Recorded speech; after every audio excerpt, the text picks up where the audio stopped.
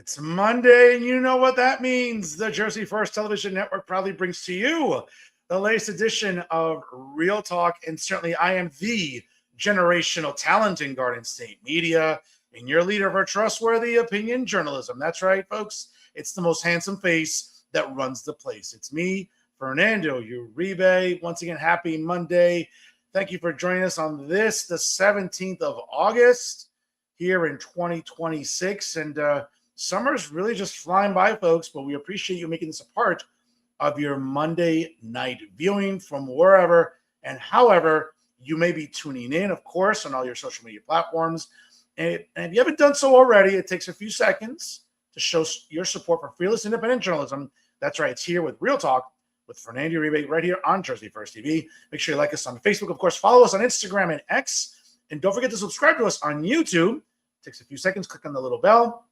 You're automatically subscribed to all of the great content we bring you here every single week on the Jersey First Television Network. And of course, whether you get your podcast on Spotify or SoundCloud, make sure that you favorite Jersey First on all of your devices.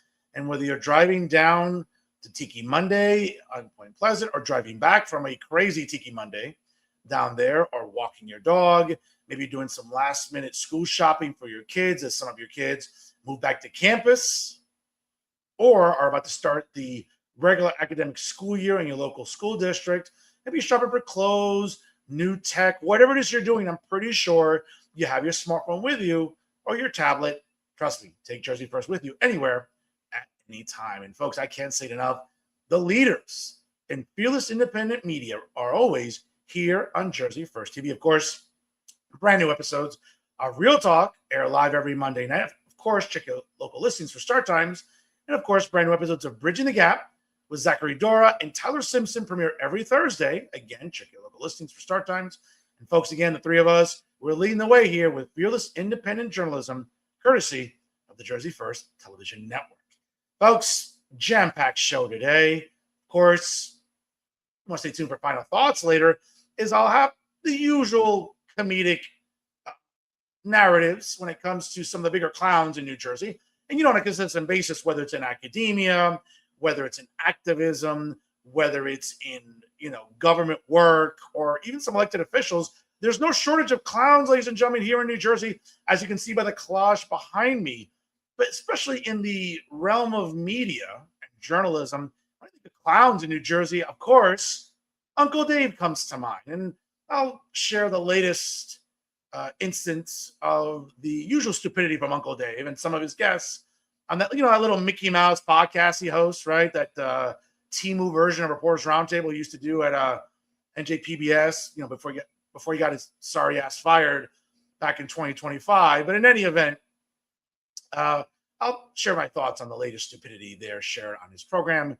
More on that later during Final Thoughts. And from one retard to another, well, folks, it's very easy to sort of reference Jay Lasseter and, of course, Alan Steinberg from Insider NJ. And it's always a pleasure to see these two idiots, go at each other on X. And I'll tell you why the latest exchange is pretty funny considering these two imbeciles and just the vile humans that they are. But more on that later during Final Thoughts. And, of course, folks, you want to stick around for a special comment. Folks, I do like to plug some venues in New Jersey. I'm a foodie. I like to go out to eat. And I'm going to tell you about a great venue in Passaic, New Jersey called Buenazo. Great food. And mind you, I tend to be a little picky sometimes. I'm very much about Cuban and Italian food. Not really a fan of Peruvian food, but I got to tell you, my mind was changed last week by going to Buenazo in Passaic, New Jersey. A great menu, a great atmosphere. More on that later during a special comment. And of course, I'll also give a shout out to Surf City in downtown Jersey City. Their recent fashion show reminds us all why Surf City is one of the premier venues in all of Hudson County, if not all of New Jersey. More on that later during a special comment. That's right, folks. Again, 6 years and counting here with Real Talk again as, we see a little Mickey Mouse journalist and a little Mickey Mouse podcast and their Mickey Mouse traffic. Nothing Mickey Mouse here, folks. It's real conversations because it's real topics with real traffic because it's Real Talk.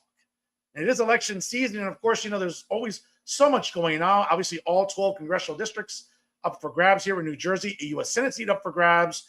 as well as a lot of interesting local and county races. Well, folks, there are 21 counties and there are elections galore all throughout the Garden State. Let me tell you about an interesting race all the way down in South Jersey, all the way down in Burlington County. And a lot of people may not be aware of what a county surrogate is, but we're going to find out as the Burlington County candidate for the Republican Party in Burlington County. Dale McPeak joins us live right now on Real Talk. Dale, welcome to Real Talk. Hi, how are you? Good to have you on here. And again, folks, like, comment, and share today's episode. It takes 5 seconds to show your support for fearless independent journalism, which is what you get, unlike the others, here with Real Talk, your Jersey First TV. Dale, good to see you here. And let's just start off right off the bat here. Obviously, when we think about county races, we think about sort of the usual positions that people run for, right? County freeholder, which was renamed county commissioner. We think about the county clerk, the county register. But when people think about someone running for a county surrogate, I got to tell you, I think most New Jerseyans might be like, wait, what? So share with us exactly what are the responsibilities of a county surrogate and what drew you to run for this position?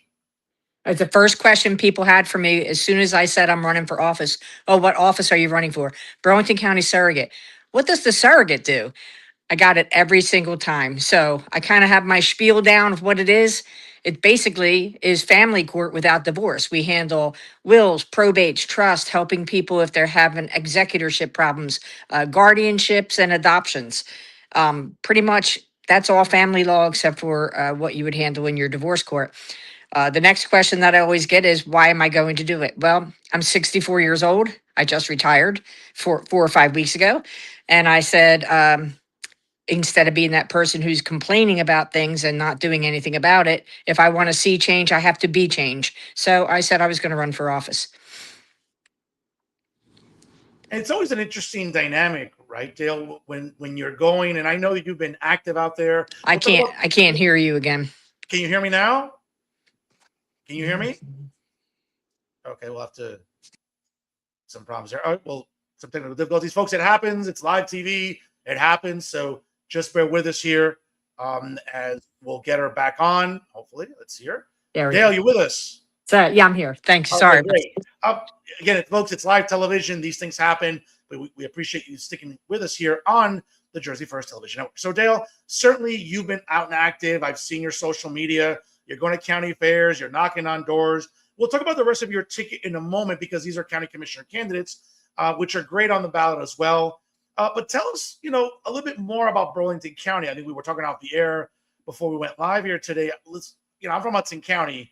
It's as blue as Windex up here, okay? Republicans running, I can tell you, having run for the state assembly in 2011, I mean, it was a near impossible task. It still is an impossible task for Republicans running for any office in Hudson County, but it's a very different dynamic in Burlington County. Is that fair to say? Yeah, Burlington County is, I would say the majority is Democrat, but if you take the unaffiliated independent people and put them together with the Republicans and the weak Democrats, there are weak Democrats out there. There are Democrats who are thinking, what am I doing? I think that I'm supporting the wrong party. If we can attract these people, we can win big. And that's exactly who I'm knocking on doors with. I'm not going to a Republican's house and saying, hey, Republican, I'm a Republican, vote for me. I'm going to the weak Democrat. I'm going to the independent and the unaffiliated, and I'm saying, I have an opportunity for you to help me make the changes that we need to make in this county. Now, your journey here has been a really interesting one. And just you could correct me on the chronology of time here as I'm looking at my homework here as I did for the show. There was a challenge initially to your petitions when you first started this process. You did a writing campaign, and subsequently, because of it, you were able to get on the ballot. So number one, shame on any local media down in South Jersey that didn't really cover this story. And especially in a time when we're learning about, voter rolls and, voter integrity, election integrity. My goodness, you would think that this is something that local news sites would cover, more on that later, because I don't mind shitting on other media sites when they're not doing their job. But your journey was a really interesting one. So correct me anywhere in the chronology I just described when it comes to the process that we're at today. Right. So the only journalism that I had was reporters that were reporting from the court about my court battles that I was having. Nobody interviewed me, nobody asked me anything. It was all the judge denied her, the judge denied her. Originally, this case was brought about because I needed to have 269 signatures. I turned in well over 300 signatures, but they challenged them. They said that even my own executive director of the GOP, even his signature was challenged, and they said that people didn't live where they said they live, or people's signatures weren't the same as they were when they registered to vote, and they used little things like that to throw them out. So I went on an all-out campaign to do write-ins. I talked to every Republican club that I could talk to. I hit social media. I had business cards made that just purely said "Write in Dale McPeak," didn't say anything else. Handed them out everywhere I went. I needed 269 votes and I was able to get 1,168. I got more than 1,168, but again, they threw some of those out too for people not spelling my name correctly or whatever reason. But to do that, from my understanding, is really unheard of, to be able to win a write-in ballot and then also win it by that kind of a majority. That everybody has good hopes for this campaign because that was such a strong showing. Absolutely. And folks, again, if you just joined us live, it's 5:45 here on the East Coast. Like, comment, and share today's episode. With me here live is Burlington County surrogate candidate Dale McPeak. Joins us live here on Real Talk. Again, folks, show your support for fearless independent journalism, which is what you get here, unlike the others, with Real Talk, your Jersey First TV. Now, Dale, again, that sounds laborious on face value.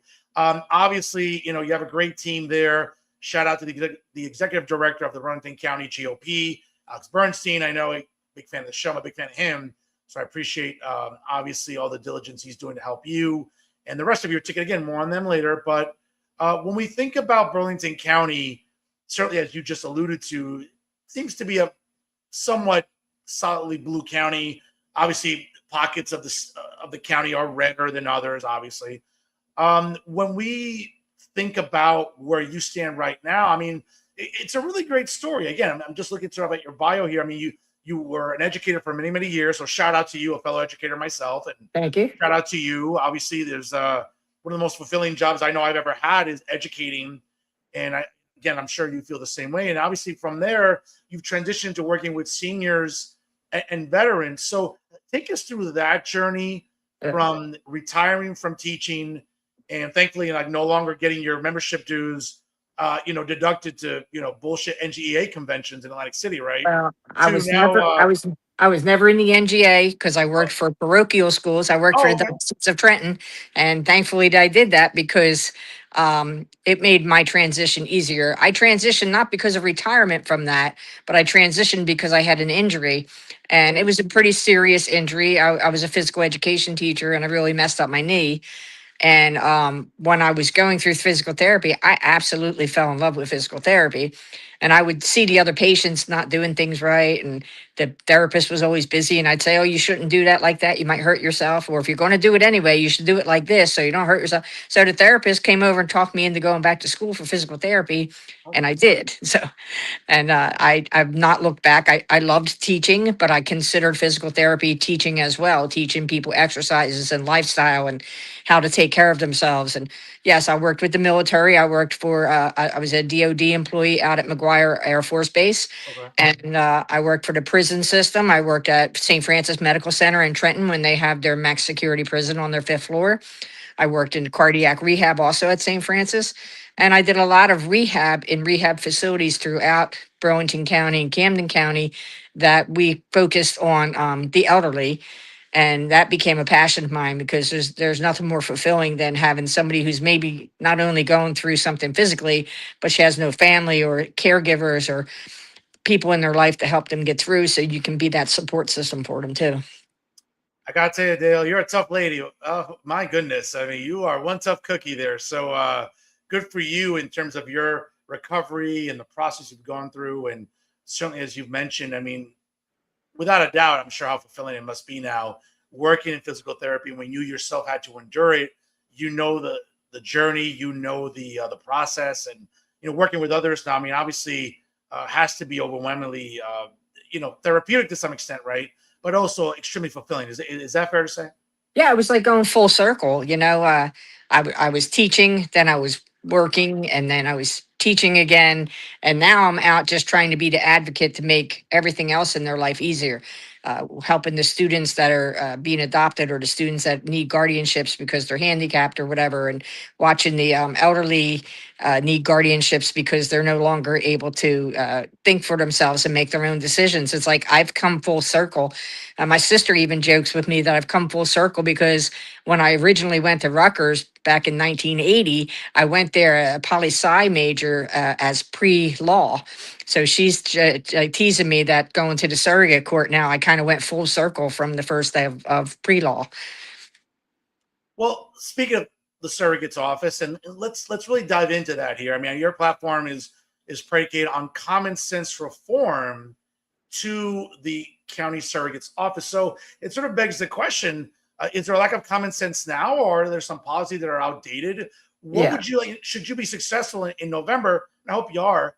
What would you like to start implementing in January when you take office? Well, I've said since day one, very first thing I want to do is go in and streamline the paperwork. The paperwork there is absurd. It's pages after pages. And if you don't dot your I and cross your T's, you have to start it all over again. It's an expensive process. They don't have electronic filing in the Burlington County courts for the surrogate court. Wow. Okay. It's the only court that's not electronically filed. And honestly, Camden County and Monmouth counties are the only surrogate courts in New Jersey that have electronic filing. So I'm going to go in there on week one and work on getting electronic filing in there, mostly because I'm customer service oriented and I want to save my clients some money. If their lawyer has to drive the Mount Holly every single time they need to file a motion or put in some paperwork, they're charging their clients that money where they could just be sitting at their computer and hit the send button. It makes no sense to me whatsoever. So, I mean, it sort of begs the question then, what's been the problem then at the county level? I mean, are they just, I mean, again, I want to be nice. I don't want to sound like an asshole here and be like, are they just dumb? I mean, like Uh, I, what's, I think what's the hesitation, or what's the problem with really upgrading like other counties have? Yeah, I think the upgrading the system will help a lot. I think streamlining the paperwork will help a lot. They're overworked. There's very few people in the surrogate's office. Okay. Um, I'm not sure that I can expand on how many people work there. I will certainly look into that. But even the paperwork stuff and the things that I want to implement, that'll help with their business all day too. Their life will be easier when they don't have to go and file paperwork where they can just pull it up on the computer. That John Jones walks in, you don't have to say, "Oh, Mr. Jones, let me go find your file." They can just pull it up on a computer right there at the kiosk and it's already there. So I think that we can make things go smoother, easier, and definitely have less expenses. When the people come into the surrogate's office, they're going through something and it's not a good time in their life. And so they shouldn't have to come in there feeling stressed out about the paperwork and what the cost is going to be. They should be walking in there feeling like they just got a big customer service hug from us. I know that sounds corny, but that's really what No, it's. no, no, no, We no. we should be welcoming them in there and saying, "We're sorry for what you're going through. How can we help?" And I'm not saying that they don't do that, but they just don't have the avenues and the tools that they need to make it be efficient. So I'm sure that not being efficient is not helping with customer service either. You know what? That's a great way to, to characterize this. And again, ultimately at the end, it is customer service, and you want it to be efficient. You want it to, there's a certain level of efficacy you want when it comes to going to a county building, as you mentioned. I mean, very likely if you're going to a surrogate's office, it's, you're not having a good day. You're already pissed off. You have to go. God knows what you're going through, and the last thing you need is to go to an office where it's outdated. So I mean, Right. I'm with you absolutely. I mean, good for you about really, really pushing that home as a narrative for your platform. And having said that, again, it is an election year and every county is different, Dale. But we're living in a climate here in New Jersey. It's a relatively very blue state. I mean, there are pockets of the state that are red, as we know. We've talked about, and I've talked about when I've moderated town halls for Senate candidates and moderate debates for congressional candidates. But when we think about this election climate here, obviously, it's a tough time to be a Republican. It's a tough time to be conservative, like myself. It Um, is. But when somebody says to me I'm a Democrat, I say to them, Can you explain to me what the Democrat and Republican title has anything to do with the surrogate's office? And Yeah. this is bringing me sort of into the next talking point that I believe you probably have on your list.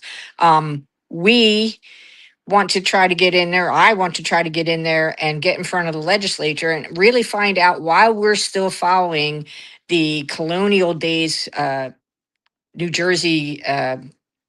I'm blanking for the word. Our Constitution, our New Jersey Constitution, as far as the surrogate court goes, backdates all the way to the colonial days, and where the king picked the surrogate judge to say, no, I'm sorry, Mr. Jones, I'm sorry that your mother and father died, but everything goes to the king.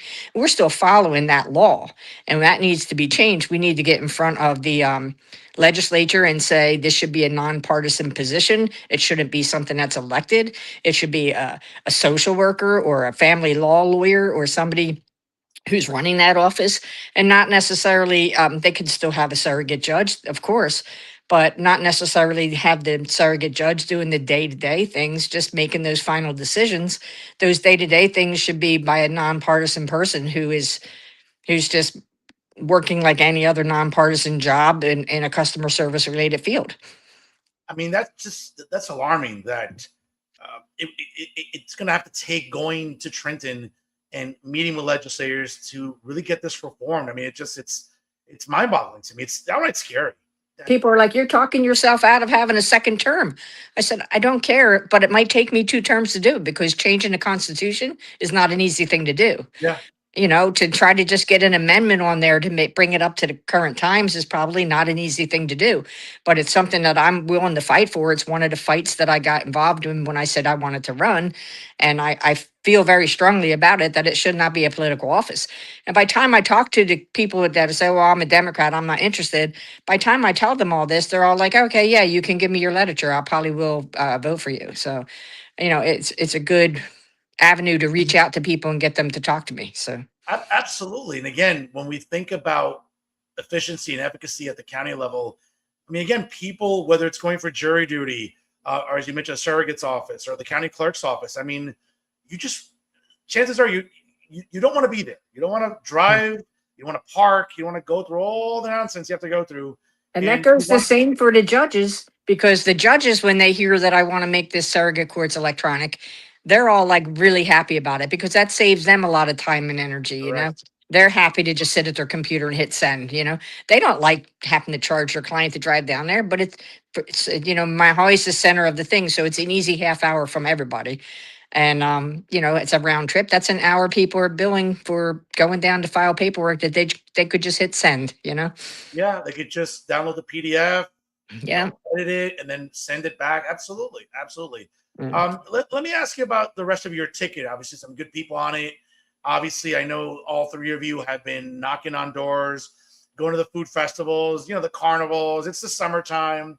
And something, the New Jerseyans are famous for this. There's a lot to do during the summer, right? The summer months are very limited here, whether it's going down the shore or taking vacations. For political junkies like myself, I mean, I'm following politics 12 months a year. Right. That's not every New Jersey, and that's not every Burlington County resident. So, you're doing your best along with your ticket to talk to residents, knocking on doors, as you mentioned, going to festivals, going to having town halls. Share with us a little bit about your running mates and, quite frankly, why they're such good candidates as they're running for county commissioner seats. Well, first of all, they're both outstanding guys. James Melton and Joe Abeg. They're both ex-military. They both have the same heart that I have. They want the same things. We're very like-minded, which helps, because when we're out there doing day by day, knocking on doors, going to things, and sitting in the heat, and we're together all the time, it really helps that we get along really well. But Joe is in it for the same thing sort of I am. He's retired and he wants to give back, and he actually has said that he's not going to accept his salary if he wins the commissioner seat. He just wants to get in there and try to help control some of the mindless spending that goes on in the county. He goes to every county commission meeting. He reports back that, somebody will ask a question about resolution number 27, and they just say, oh, well, we're voting on resolution number 20 through 34. Well, somebody had a question about number 27. Well, they have to call the office tomorrow, but they vote for it anyway.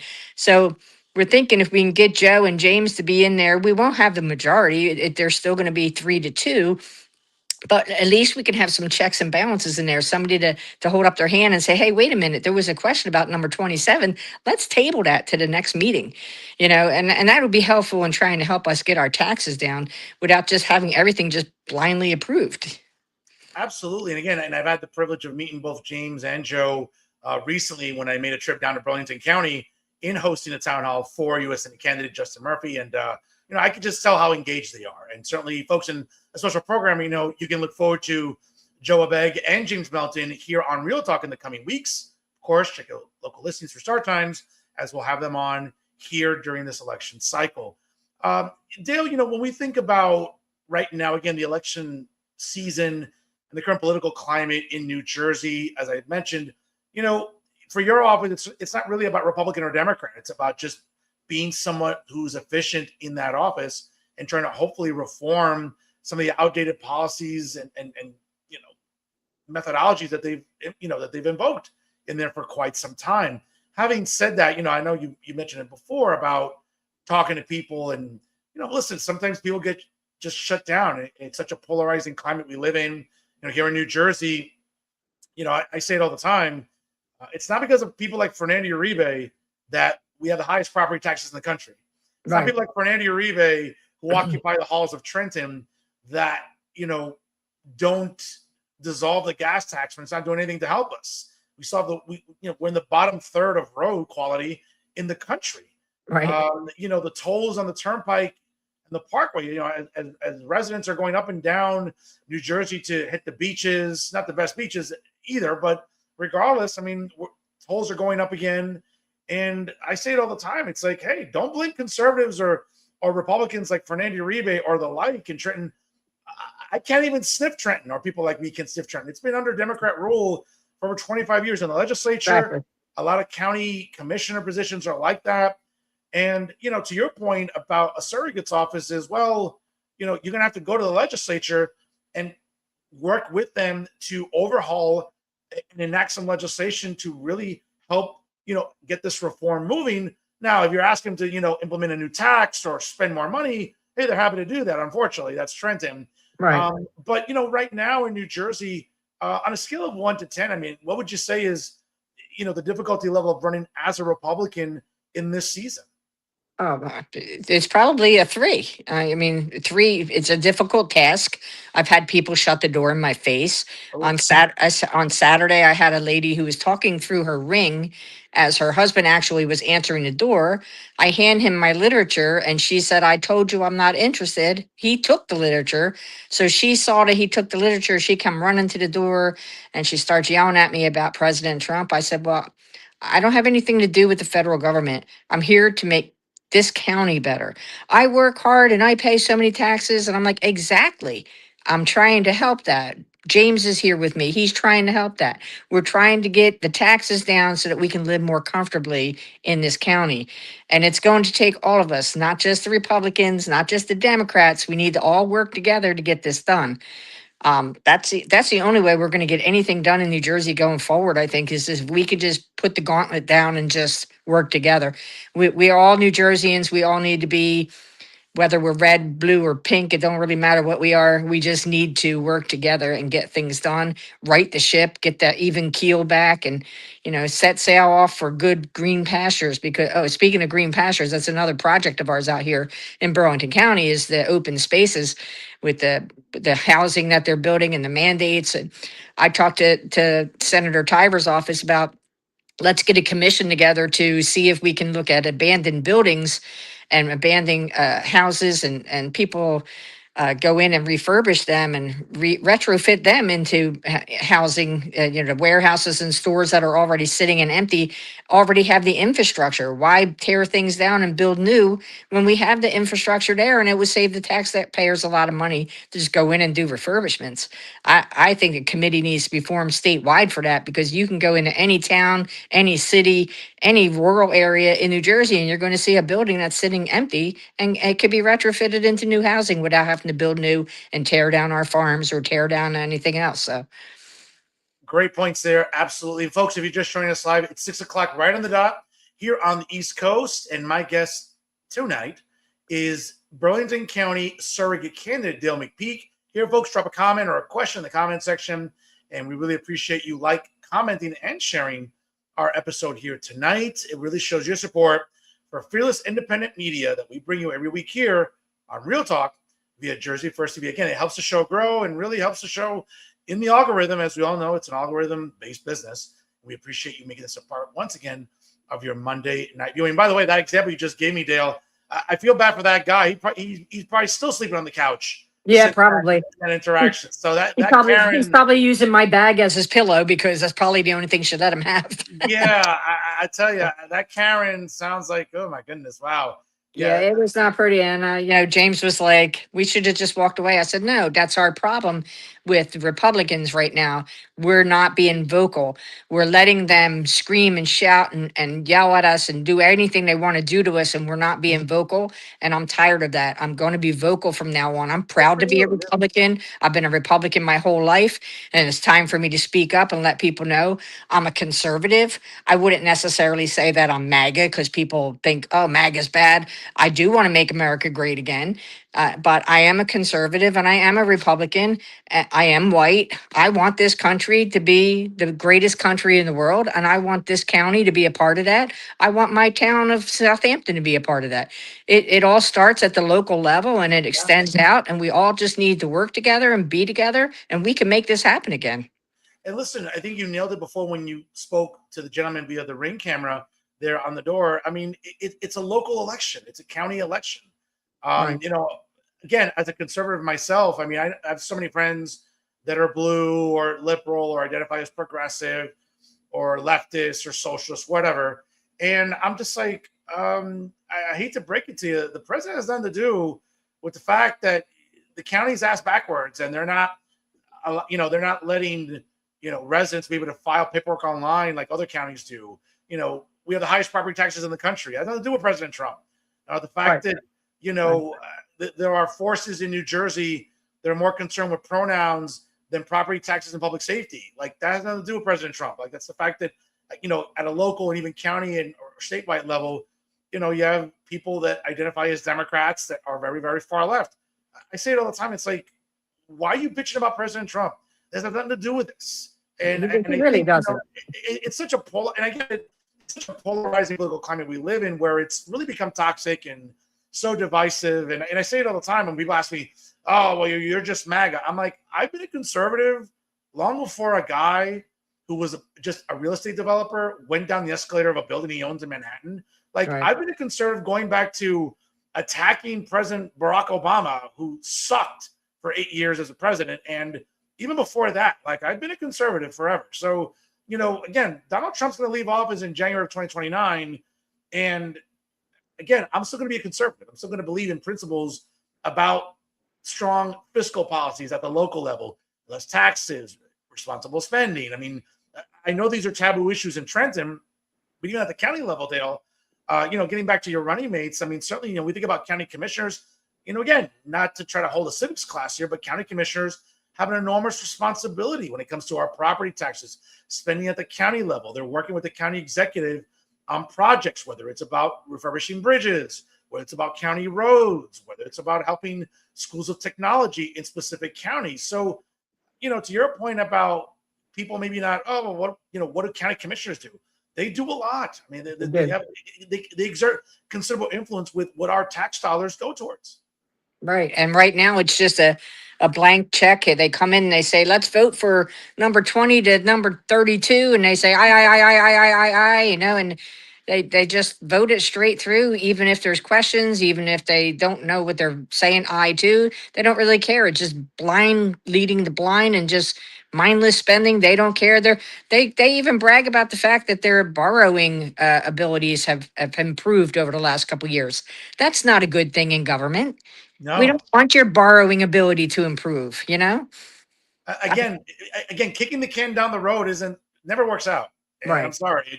All it adds is to the fiscal burden that exists already.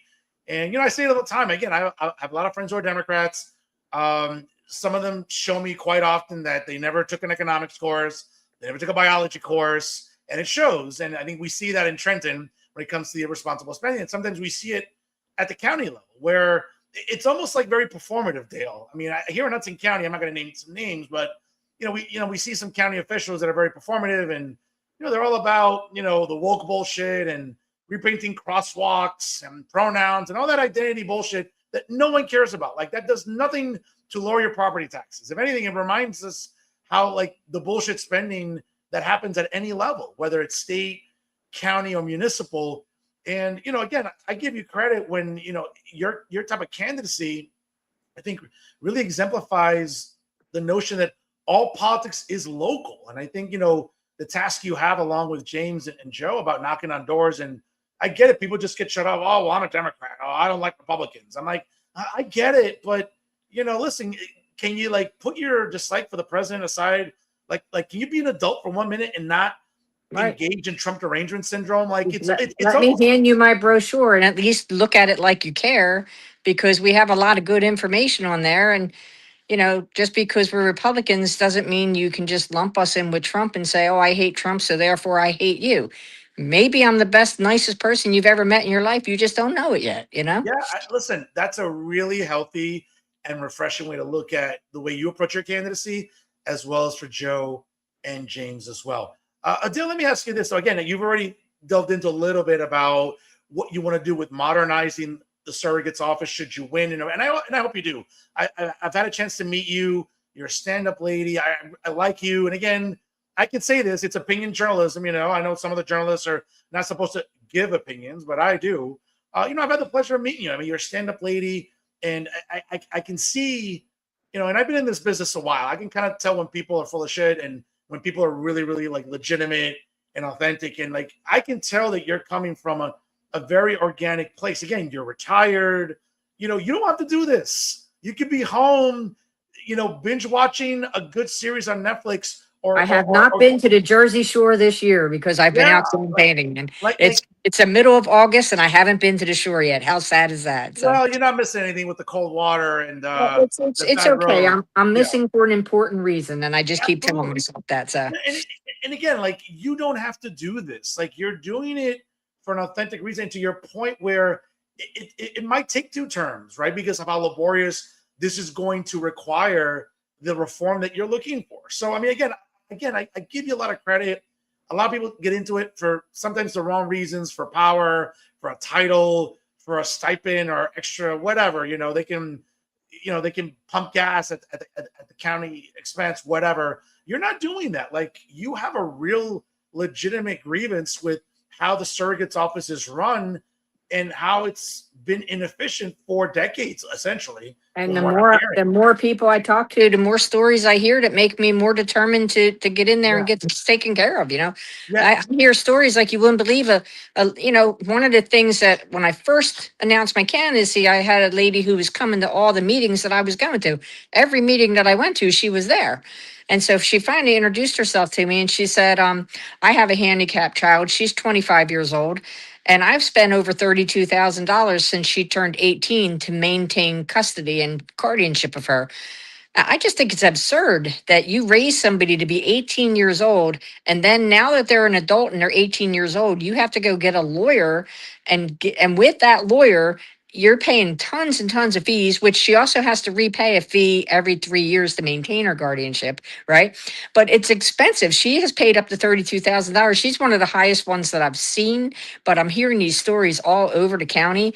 So one of the other things that's on my platform is I've already reached out to advocacy groups to start pro se seminars throughout the state. Throughout the county. The pro se seminars, pro se means to do it yourself. So they'll teach you the paperwork. They'll teach you how to do it. They'll show you everything that you need to do. And then if you're comfortable with it, you turn it in and you pray for the best. Or for a lower fee than hiring a lawyer, you just have a lawyer read over it and make sure this is copacetic, this is good, go ahead and turn it in. It's all about saving the consumer money, saving that court time. And I think that these pro se seminars, if I can get these off the ground and run them throughout the county, we have 40 municipalities. I don't think that I could get 40 of them going, but I certainly could have it rotate throughout the county. And through my 5-year term, I plan on running them continually. So now, you mentioned again, obviously, your platform is very, very direct, very, very sort of self-evident. What else would you like? Again, should you win in November, I really hope you do. But what else would you like to tackle via the surrogate's office that maybe would be innovative and maybe a little bit different than other surrogate offices throughout New Jersey? I'm so worried about trying to fix the things that I think are wrong. I haven't thought. I mean, besides the Constitution thing, I think that's pretty innovative. I really do not feel like this should be a political position. And when people ask me about this position, I'm even, every time I explain it, I'm even more like, why are we doing this? But I think I have my plate full for the 5 years, just trying to fix the wrongs that I see now.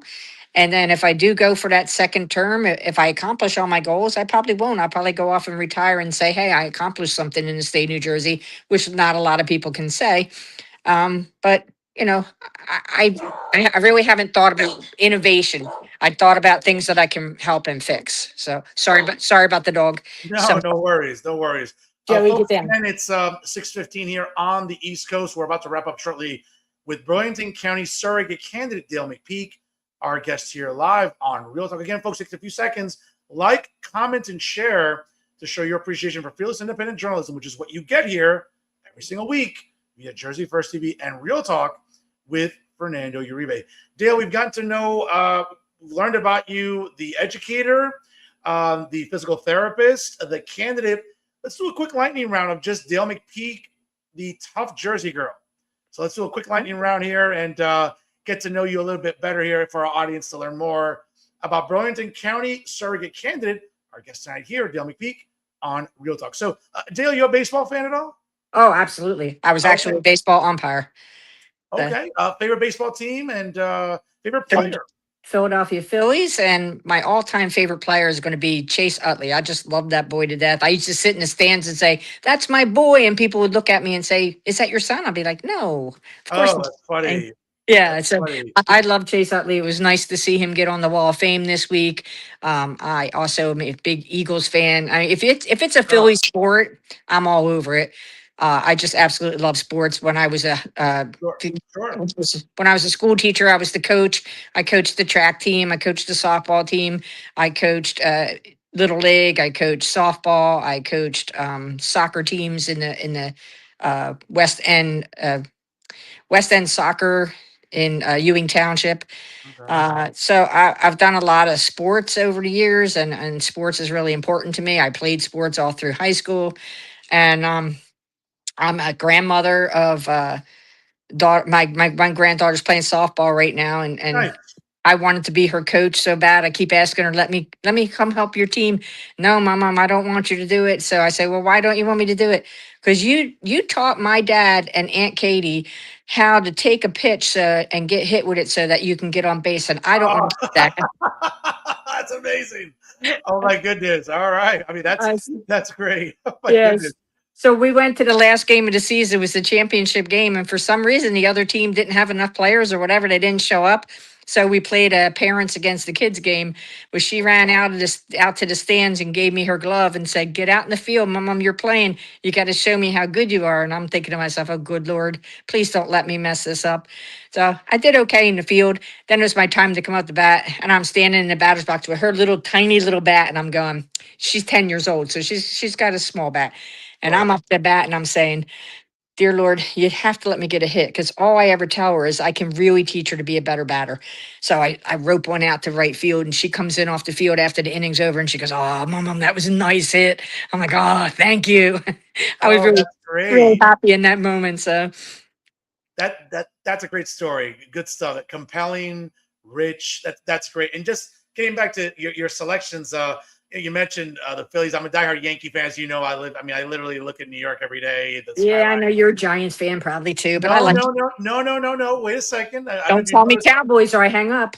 I don't know if you noticed, because if you notice right behind me there, I'm a fan of America's team, the Dallas Oh, Cowboys, oh Dale. Now, gosh. again, to your point about Chase Utley, not very well liked in New York for obvious reasons, Right. right? I think we know about Chase Utley. Big Yankee fan. Obviously, that '09 World Series, really compelling back then. Obviously, a great series. A quick story for you, being a dedicated fan of America's team. Dale, I have a buddy of mine who is a Eagle season ticket holder. So I go to the Eagle Cowboy game every year. And I got to tell you, number one, again, you're a stand-up lady. this isn't directed at you. I feel I need a tetanus shot every year when I go to Lincoln Financial Field. It is perhaps some of the worst humans I come across. I had a 10-year-old kid a couple of years ago. Now, again, I don't wear anything bombastic or inflammatory. I'm a loyal Cowboy fan.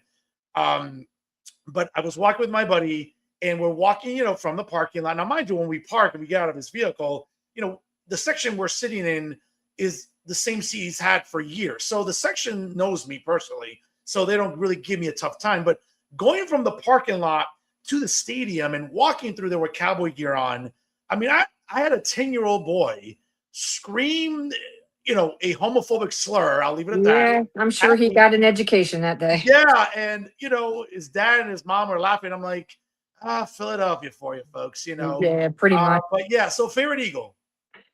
Yeah, Eagles are great. I love my Eagles. So, favorite Eagle. oh, my favorite Eagle of all time, Reggie White. Loved Reggie White. That's a good choice. Really classy guy. Stand-up human being, obviously. Certainly, who lost his life way too young, but a very stand-up guy for sure. Yeah. I have his jersey. I have a few jerseys. I don't have Chase's jersey because I don't know. I had a thing about if I bought a jersey while somebody was playing, it always seemed like they got hurt, like Wentz. I bought a Wentz jersey, and as soon as I bought it, they got hurt. So I don't wear jerseys until people are either in the Hall of Fame or they have expired. So I have Reggie White, I have Mike Schmidt, I have Boog Powell, but Boog Powell's not a Philly, so I didn't think that that would, he's, Baltimore Oriole, but I loved him. He was a great player. I don't know if you ever, well, you're a Yankees fan, so you know who Boog Powell is. Well, I'm definitely familiar, yeah, for sure. Yeah. Now, obviously, all the eyes of the world are on Philadelphia this season in the NBA as LeBron James signed with the 76ers. Are you a 76er fan at all? You go to games? Oh, yeah. If it's a Philly sport, I'm all about it. I love Philly sport. All right. Flyers, I'm assuming, right? Big Flyers fan? Broad Street Bullies. They okay. Well, my junior and senior high school years was when they were so good, so you had to fall in love with them. Okay. A big Devil fan here. So obviously a lot of great rivalries over the years between the Devils and Flyers during the playoffs. And, it'll be interesting, right, Dale? That opening night, LeBron James and Philadelphia have to visit the Garden and see the New York Knicks hoist that banner, right? It'll be interesting, right? It's going to be really sick to watch that happen, I'm telling you. That'll be interesting. And obviously, we'll see how the Eastern Conference plays out for the Knicks and Sixers and Miami and Detroit and, Cleveland, Boston. A very cluttered Eastern Conference, to say at least, so we'll see. Yeah, it's going to be tight, but it's going to make it more exciting for the fans. Absolutely. And that's what it's all about. I mean, nothing worse than going through a blowout season and, you're at the point where I'm not even going to watch tonight because I know they're going to win or I know they're going to lose. So I think it's going to be a really exciting season. It's going to be good for fans to just really get together. And I'm all about people getting together. Let's just let's stop this animosity stuff and let's just all get together, even in sports. Well, I had a Mets guy when I was walking. This was back when I had my injury that made me stop teaching, right? I had my my leg in a brace, and I'm walking across the street on crutches. I'm walking with the green light. I have the light to walk. This guy pulls out of the line of traffic and stops inches away from my crutches. Gets out of his car, starts cursing at me because I was a Phillies fan. I said, "Oh God, that's terrible! Come on, you do know you're in Philadelphia, right? That takes a lot of nerve to come to do that." So I said, "You know what I'm going to do right now?" He goes, "No." I said, I'm going to drop these crutches, and then I think you can figure out what I'm going to do after that. So I dropped the crutches to the ground. You never saw anybody jump back in their car faster. Oh, my goodness, Dale. Good for you. Good for you. Well, again, coming up, football's right around the corner. It's less than 30 days to go. I like, I know I sound like the usual Cowboy fan. I like our chances this year. Defense really, really, really stacked up here. Apparently, you guys apparently have found another outstanding wide receiver. I don't know how you guys do it all the time, but you have a rookie wide receiver out there that's turning heads all over the camp. So good luck with that. I think he's going to be good for the team. Dale, it's been over 30 years. We're due a championship. Let's go. Let's hope so. Let's hope. Favorite American president and why? I think it'd be probably Ronald Reagan, and the reason why was because we were going through tough financial times before he took the oath of office. I was a young mother and trying to get myself my first home, and interest rates were 18, 19%, and I couldn't do it. And then he was able to get us down to like 8.5%. And I said, okay, this is the time. And I'm standing in a Bradley store, to let you know how long ago this was. Okay. And the lady in line in front of me is bashing Ronald Reagan. And I said, well, I don't mean to interrupt your conversation, but I'm a young mother and my kids were with me. And I said, and if it wasn't for Ronald Reagan, I wouldn't be in the position to start looking for my own first home. And I am. So I'm proud of Ronald Reagan. I'm happy with what he's doing for our country.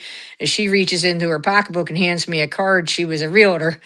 And I said, Yeah. well, I'll take that card from you if you admit that Ronald Reagan's doing something good for your industry. And she said, oh, yeah, he is. I said, well, then please do me a favor and don't stand in store lines and bash him anymore. And I Yeah. did want to buy a house with her. She did find me a perfect house. I loved my first house that I had in the city of Trenton. And it was a beautiful home, an old 101-year-old home. It's Oh, probably wow. probably almost 150 years old now. It's a beautiful home. So I was happy. Well, Ronald again, Reagan made that happen. well, listen, I can't deny that. I had the privilege of going in February to the Middlesex County Republican Women's Club brunch during, Reagan Day, and they invited me to be a speaker at that event. And I had nothing but glowing remarks about the 40th president. And I was a small kid, but I do remember obviously seeing Reagan on my TV screen with Nancy Reagan, and I would argue, those 8 years of Reagan. Some of the best times in our country's history. And certainly I always look back in fondness when it comes to the 40th president. So when I get And he invited, was funny. He was a funny guy. yeah, he I was. Yeah, I tell definitely. his jokes all the time. I love the four wedding dress one where the ladies get Okay. married for the fourth time. I love the puppies one where the kid's sitting outside the convention. First he's at the Democrats selling puppies, and then 2 weeks later he's at the Republicans selling puppies. He was calling them Democratic puppies, then he started calling them Republic puppies. Ronald Reagan's jokes, if you haven't watched them, just YouTube Ronald Reagan jokes. You could sit there and be amused for hours Oh, listening to absolutely. his jokes. Oh, certainly. A great American president. Great choice there.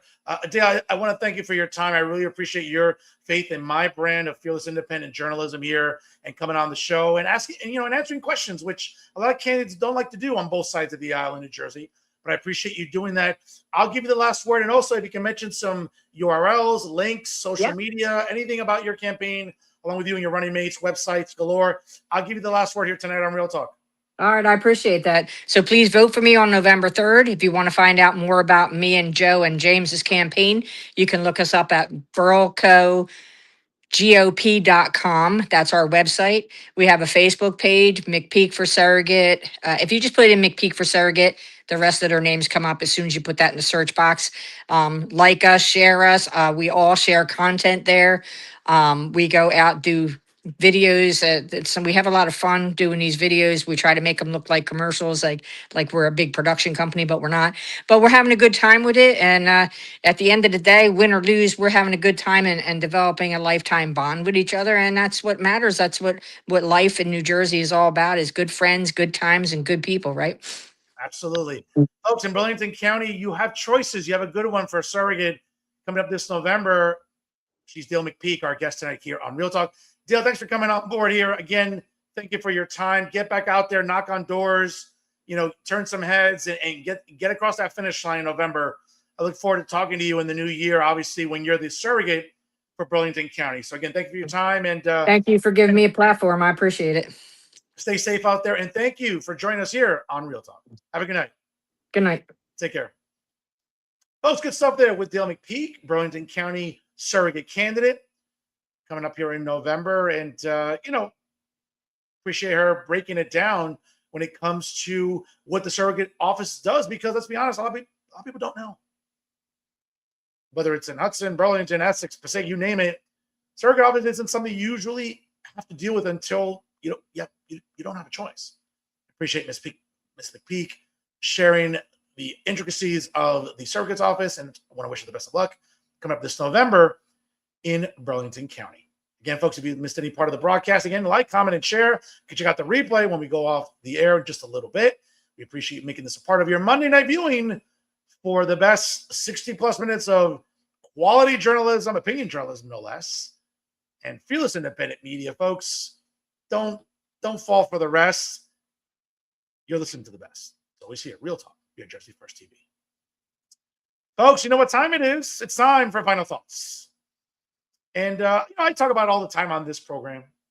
There's no shortage of retards in New Jersey in different industries. No shortage of soy boys and beta males and fancy boys that I don't care for in New Jersey. Whether it's in higher learning, like John Medidas over there at Woke State University in Montclair, overpaid, apple picking, paper pushing, do nothing government employees like, Maria Rodriguez down over there at Woke State University in Montclair.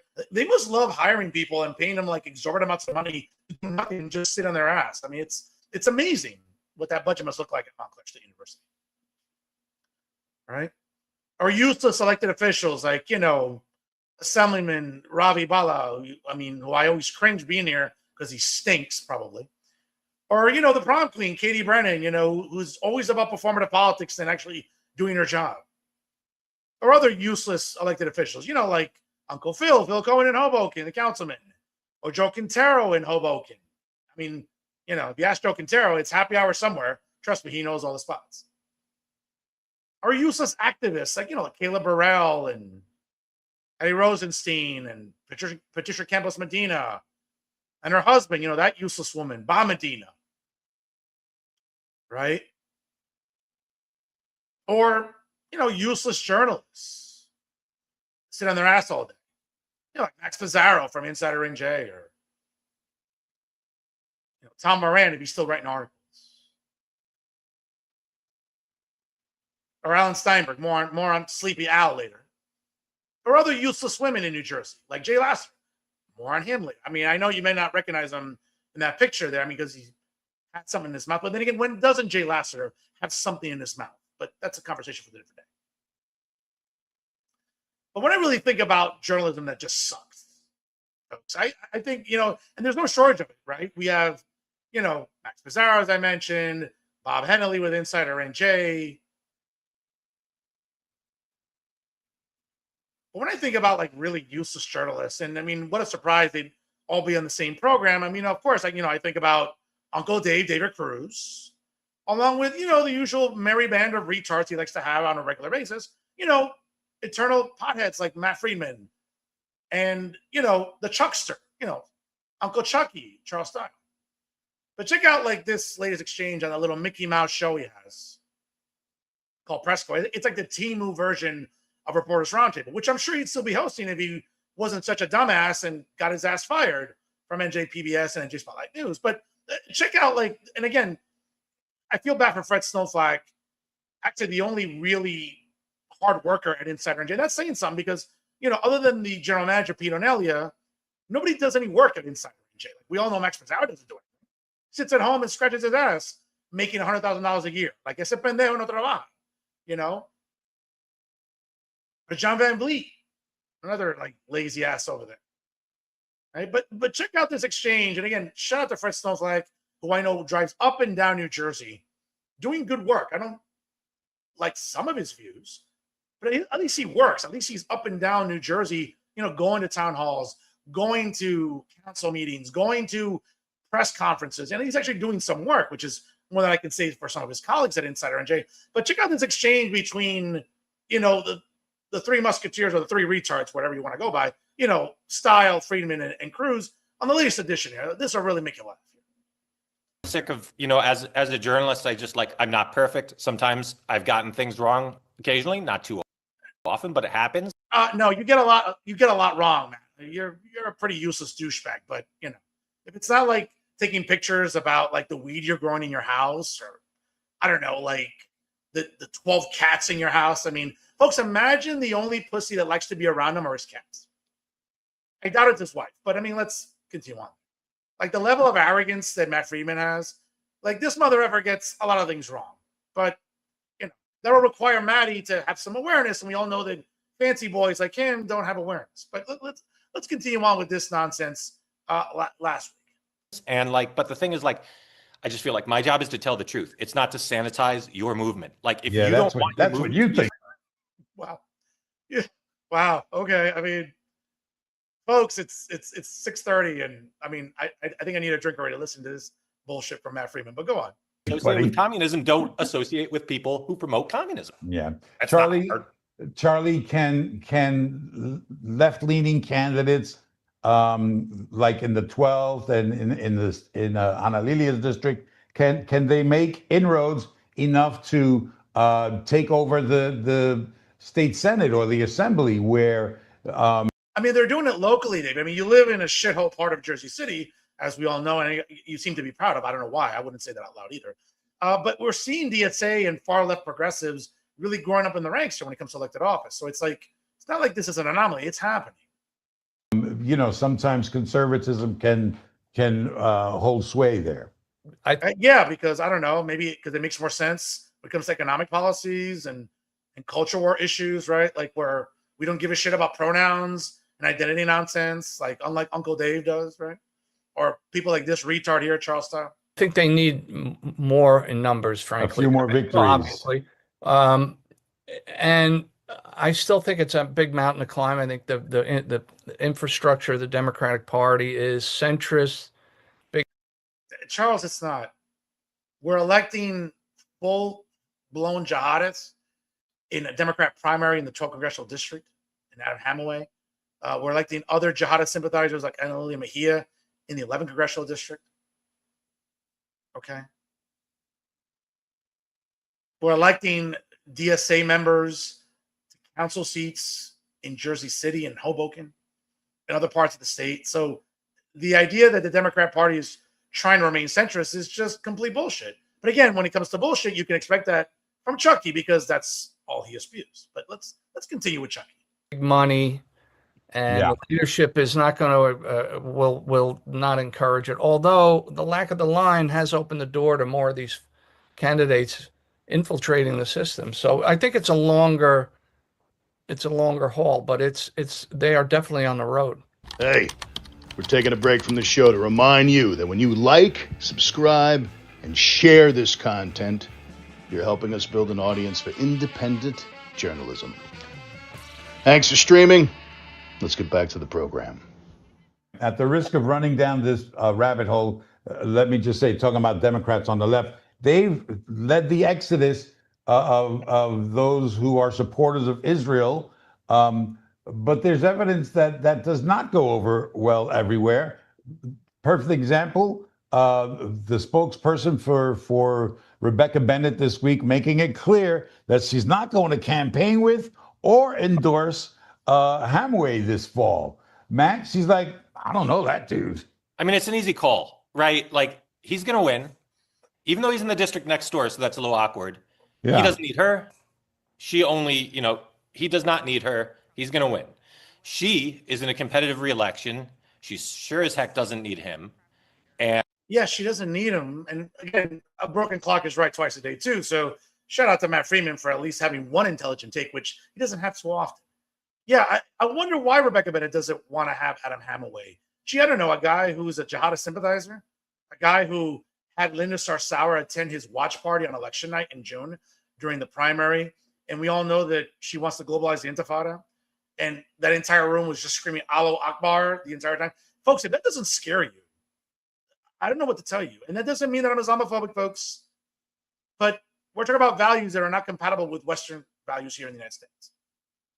Now, again, I'm the only journalist with the credibility and integrity to say that out loud, unlike Uncle Dave and Maddie and Chucky. But gee, I wonder why Rebecca Bennett doesn't want to. Isn't the Democrat Party a big tent? Don't they embrace all ideologies? Yeah, she's being smart. I can't blame her. I wouldn't want a jihadist campaign with me either. And it doesn't do her any benefit to go out there proactively. Right. Like, what's the risk reward here for her? Yeah, and along those lines, I mean, if you think about it logically, she has a very tough race. I mean, the district still leans Republican registration-wise. We know Tom Kaine is absent, even though he said something about the ICE facility this week, which is kind of amusing. But the thing is, hold on, I'm going to talk to you about that. Why would Rebecca Bennett even? My point is, why would Rebecca Bennett even want to get involved in CD12? Exactly. I mean, there's no logical reason for that. Yeah, well, if she's an incumbent, so. Well, that's exactly right. I mean, she does. First of all, where have you heard, challengers for Congress spending any time outside their district campaigning for anybody else? This was just an attempt by her to further her centrist credentials. Well, first of all, we all know Chuck's full of shit. There are no centrist credentials there. When you look at Rebecca Bennett, you look at what has said it in social media and her stances. I mean, they're not centrist, Chuck. I mean, I get it. You're 99 years old, and cognitively speaking, I mean, you're clearly not there anymore. But if anyone believes that Rebecca Bennett's a centrist, then I have a full head of hair. I mean, really, I mean, folks, the level of stupidity here is mind-boggling. But let's continue. Getting attacked as extremists by the Republicans, and as mentioned, this is a Republican-leaning district. So to sort of signal that without is really trying to kind of cover her flank at the same time. I'd be curious if this was, I don't know whether this statement came in response to Jewish Insider's question or they proactively sought out Jewish Insider to say it. I'm guessing it's the former, but I actually really don't know. Yeah. Meanwhile, Fred, you mentioned Tom Kean Jr. He made some comments sort of this week about.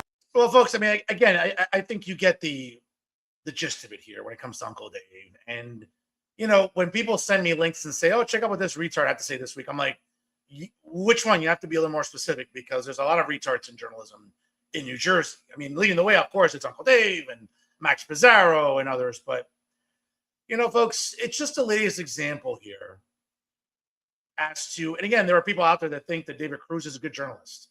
That's laughable. Okay, I'm not going to mention any names, whether they're comms people or elected officials or candidates or activists and advocates. I mean, folks, the idea that David Cruz is a good journalist is laughable. It just is.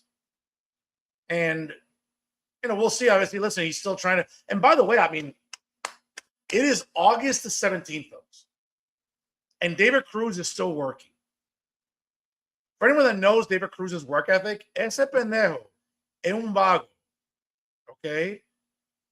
This guy, I mean, when he was working at NJPBS, NJ Spotlight News, I always used to laugh. I'd be like, as soon as I think maybe June came around, I'd be like, oh, we're off for the summer. For what? You're not doing anything the other 9 months of the year. So, again, I got to hand it to him. Again, he's home, doesn't have a job, sitting on his ass all day, probably wondering what to order on Uber Eats or Grubhub. So, he has hours to fill in his day. So shout out to David Cruz. You're actually working during the summer, which is more than I can say I've ever heard of you doing for most of your adult life. So, but again, that's great for Uncle Dave. At the tender age of 89, you're still working. God bless you, bro. I always applaud when I see seniors like you working even during the summer months when you don't have to. So shout out to Uncle Dave, trabajando when he doesn't have to. But then again, is this really work by Uncle Dave? Is it quality work? That remains to be seen. So now, of course, going from one retard to another retard, yes, we have Jay Lassiter and, of course, Alan Steinberg. And I know, folks, that's a pretty clear picture of Jay Lassiter, where, other pictures he usually has something in his mouth. But then again, when doesn't Jay Lassiter have something in his mouth? But that's probably a topic for a different day. But it was brought to my attention because I don't follow these two idiots on Twitter, and why would I? But it was brought to my attention these two idiots, both Jay Lassiter and Alan Steinberg, had a pretty funny exchange over the weekend. I'm thinking to myself, oh, it's almost like when you're driving, you see a car wreck. It's like you can't help but look, right? So like when it was brought to my attention that these two imbeciles were sort of going back and forth on Twitter, I just had to laugh. So apparently, Jay Lassiter had I think a poster, as you can see there behind me. You made me go a little bit further back there, as you can see there. He did tweet, I'd be dead of AIDS if not for Anthony Fauci, just so you know. Well, as if I need another reason to dislike Anthony Fauci and knowing that he kept this useless piece of shit alive. But, well, oh well, As if I really need to dislike Anthony Fauci more, just give me another reason. But regardless of that, okay, I don't particularly care for Jay Lassiter, but the exchange between himself and Alan Steinberg I thought was pretty interesting. As he writes, "Hey Alan, have you ever stopped to consider that maybe you just hate Muslims in general?" And this is a response to Alan Steinberg's tweet from the week before, where he wrote, "El Sayed accuses Israel of genocide and apartheid and calls Israel, quote, bloodthirsty. Yet in America, we have plenty of capo Jews who are delusional enough to support this vile, despicable, anti-Semitic lowlife," which is true. Now, again, I don't ever really agree with it with Alan Steinberg. Okay, I think Alan Steinberg, again, another guy who's like 97 years old and still working or trying to publish or trying to write columns. And, good for you, Alan. I mean, I get it. But of course, leave the Jay Lassiter to just the usual performative bullshit and try to gaslight people into believing that this is true. When we all know if Jay Lassiter went to a Muslim country, they would hang him by his nuts. Okay. Now, if they hung Jay Lassiter, I wouldn't miss him whatsoever. But folks, you get the picture, right? I mean, someone like Jay Lassiter would not be welcome in Muslim-leaning countries. And somehow, like, it reminds us how politically myopic Jay Lassiter is, right? But the exchange was really, really funny. Like, this gets really good here between these two returns. So he writes, "No, you're an unmitigated liar." And of course, let's go here a little bit more. Hold on. Alan Steinberg writes, "Will you stop to consider that you just hate Jews in general, you lying lowlife?" And of course, Jay Lassiter, in the typical classy Jay Lassiter style, because he's a bitch, he writes, "F you, vile old man. You are truly the most deplorable, irredeemable human being I've ever met in my 54 years on this planet." First of all, Jay, stop lying. You look 74. Who are you kidding 54?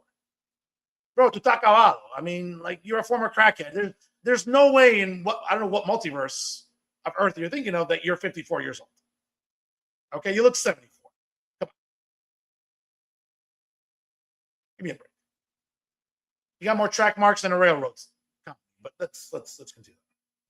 Then, of course, Alan responds to Jay, "You are a sick anti-Semitic asshole of the worst degree," which means an asshole anyway. "Virtually my entire Polish Jewish family was killed in the Holocaust, and that probably brings you joy, you low-life shit. There is a place in hell waiting for you." I don't disagree with Alan on that one. I don't really agree with any of Alan's takes. I think they were just as atrocious as Jay Lassiter's political takes. But this one, I got to tell you, Alan Steinberg got right. There is a special place in hell for Jay when he does expire, which is, I hope, much sooner than later. But yeah, that is tragic. Again, I can be classy. I can be objective. I can take the high road when I have to. Again, my condolences to Alan Steinberg and his family, certainly losing members during the Holocaust. And again, that's a vile moment in history. For someone like Jay Lassiter to just try to gaslight people, much less someone like Alan Steinberg, I mean, that's just classless. But again, that is Jay Lassiter. Like, Jay Lassiter is a classless piece of shit. That shouldn't surprise anybody. Like, it really shouldn't. And I gotta tell you, I got a really good laugh out of this. When someone said it to me, they were like, "Are you serious? Like, these two idiots are going at it on Twitter?" I just sat there and just had popcorn, and I was just like, yeah. And again, I don't like Alan Steinberg. He doesn't like me. But folks, when we think about vile political takes and a vile human, folks, it's this jerk off. So again, A, as if I need another reason to hate Anthony Fauci, well, I got one, obviously. And two, take your pick. Anti-Semitic, vile, whatever you want to call it. Folks, there's other things to call Jay Lassiter. Classy is never one of them. Just look at his Twitter. And those are my final thoughts. That's right, folks. Again, we appreciate you tuning in here. Again, if you missed any part of the broadcast, with Burlington County Surrogate candidate Dale McPeak, share the replay. Like, comment, of course, subscribe to Jersey First TV. We appreciate you making this a part of your Monday night viewing. Yeah, folks.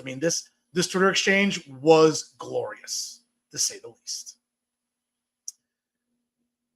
Again, I can't even say it enough. And now it's time for my special comment. Folks, for those of you that stalk my social media, and there are plenty of you out there, like that little girls that I know that, stalk my social media. Very unphotogenic people, both men and women. Know that I'm a foodie. Know that I like to go out to eat. And I like to eat, as you can see there. I'm a pretty healthy looking man, and I like to eat. I'm certainly not starving. That's not me.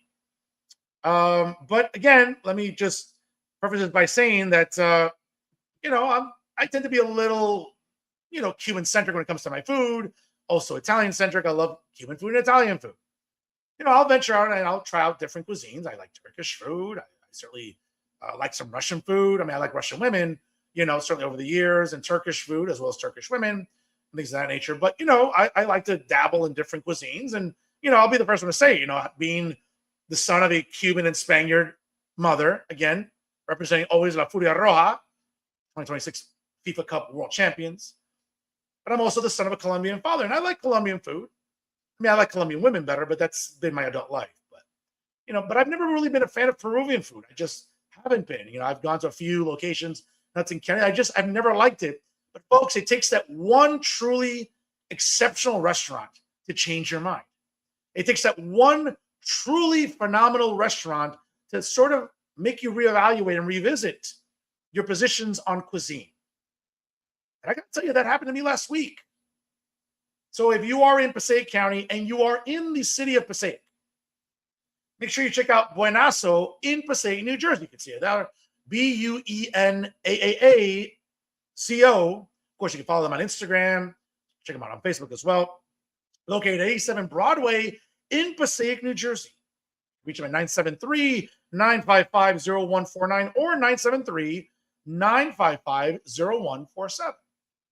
Yeah, make sure you like them on Facebook. Of course, follow them on their website, www.buenaazo.com. That's www.buenaazo.com.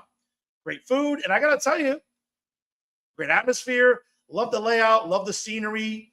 Really, really great restaurant there in the heart of Passaic, New Jersey. And folks, I got to tell you, someone who loves octopus, okay, and I eat it all the time, whether it's at great restaurants like La Sorrentina in North Bergen, whether it's at Forno's in Newark in the Ironbound section, okay, or Blue on the Hudson in Weehawken. I love a good sample of octopus, okay? I got to tell you, sample size I got at Buenazo, outstanding. So if you're looking for really, really good octopus at a really affordable price with a really good atmosphere, check out Buenazo, folks, in Passaic. Great, great atmosphere, great food. And again, I'm someone that I can change my mind when it comes to cuisine. I can check out new places. I can check out new tastes for my palate, as they say, when it comes to food. But you know what? You're looking to try something different, something good. And I'm gonna tell you something. I went home and I got full there. I got sleepy afterwards. I mean, that's when you know it's a good meal, when you're like literally falling asleep when you get home. That's how you know you ate well. Folks, you eat well when you go to Buenazo in Passaic, New Jersey. Once again, check them out at www.buenaazo.com. That's www.buenaazo.com. Good food and a good atmosphere and good prices. Check it out at Buenazo in Passaic, New Jersey. Folks, I also want to send a shout out to Surf City, one of the creator venues in Hudson County, located along the waterfront in downtown Jersey City. Wonderful view of downtown Manhattan. Had the chance, and again, I want to thank the owner, Michael Mako, of the famous Mako family in Jersey City, for the invite just a couple weekends ago to their annual summer fashion show. As you can see there. Now, again, folks, I can't play any videos. Obviously, the music is copyrighted. The last thing I need is for Meta and Facebook to flag one of my videos. So I'm not going to do that. But you can check it out on my Instagram and also on my Facebook pages. You can just scroll down. You'll find them. But a tremendous atmosphere there at Surf City with the summer fashion show. Lovely ladies there. Some great entertainment. Some great designers showing off all their great fashion pieces there. Great ladies. Had the chance to talk to them during the evening. And obviously appreciate their performances. Them walking the runway. I mean, again, there were some moments there, a couple of fat girls, they were blocking my view. I was lucky because there was food being served off the side. And as soon as the food came in, the fat girls just went running. So that was great for everybody, not just for me because they were obstructing my view, but for everybody else in the vicinity of the audience. But in all seriousness, folks, aside from the fat girls running for food, but great atmosphere, great, great show. And again, one of the main reasons you want to visit Surf City in downtown Jersey City. A great kitchen, great atmosphere, great bartenders. Shout out to Margot out there, always takes care of the pinnacle when we visit Surf City. So shout out to Margot. Again, just classy lady and classy bartender there, as well as everybody else working at Surf City. Great staff, great management. It starts with Mike Mako and all the great events that he has at Surf City. You always look forward to obviously this great fashion show and all the great events coming up in Oktoberfest and everything else. Folks, it's great stuff you can come to expect from Surf City in downtown Jersey City. Thank you to Mike Mako everybody at Surf City for making my experience, as well as not just for myself, but for members of the Pinnacle who visit Surf City quite often. Definitely a don't miss spot in Hudson County. And that's my special comment. Folks, that's the show for this week. Once again, I want to thank Burlington County Surrogate candidate Dale McPeak for her appearance tonight. Great episode, great conversation about what a surrogate office does, which many of us aren't familiar with. But we appreciate them and everything that they do. Of course, you have some choices in Burlington County. It starts with Dale McPeak, and of course, Joe Abegg and James Melton running for county commissioner in Burlington County. You'll see them on the show in the coming weeks, so definitely stay tuned for that. Folks, I can't say it enough to you.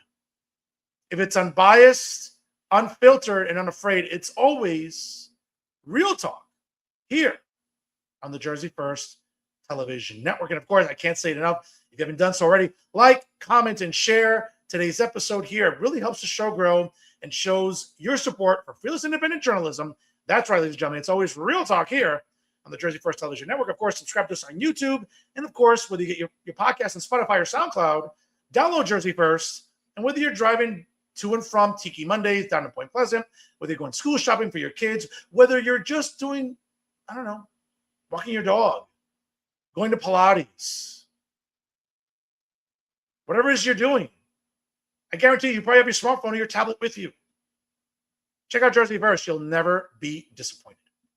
Again, folks, I can't say it enough. Always leading the way here for fearless independent journalism. It's always real talk via Jersey First TV. And of course, I want to send a shout out to my tag team partners, the great Zachary Dora and Tyler Simpson, the host of Bridging the Gap, which you can check out every Thursday via Jersey First TV. Of course, check your local listings for start times. And every Monday night, folks, it's the best analysis and commentary about everything going on in New Jersey politics and more. Yes, it is always real talk here on the Jersey First Television Network. We appreciate you making this a part of your Monday night viewing. Now, let me get back to something I haven't done in quite some time.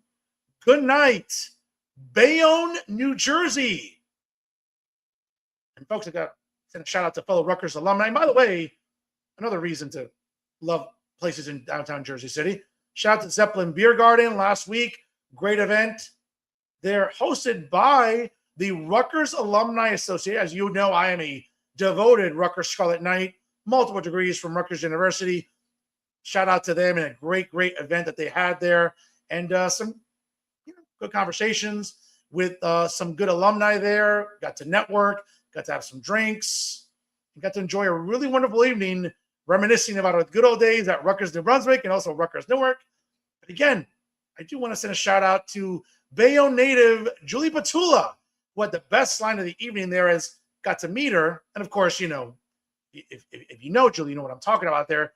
All eyes on her, all the attention's on her. So you got to pick and choose your moments here when you're networking with people. We had a great line when she said she was from Bayonne. I was like, oh, wow, 14A, stay away. Well, Julie even countered it and had the best line of the day, when she was like, hey, Bayonne, hey, if she's from Bayonne, got to take her home. Well, let me tell you something. That line made my night there. But shout out to Bayonne native Julie Patula there, Hoboken resident now, fellow Rutgers alumnus, who I would argue the best line of the evening. I'm still chuckling about it. So once again, good night, Bayonne, New Jersey. Appreciate all the people there in the Peninsula City that tune into Real Talk every week here on the Jersey First Television Network. All right, folks, again, if it's unbiased, unfiltered, and unafraid, it's always Real Talk here on the Jersey First Television Network. And I am the generational talent in Garden State Media, and so your leader for trustworthy opinion journalism. That's right, folks. It's the most handsome face that runs the place. That's right. It's me, Fernando Uribe, saying so long, folks. Please party responsibly, and we'll see you next week here. Thanks for stopping by. And always remember, stay classy, everyone.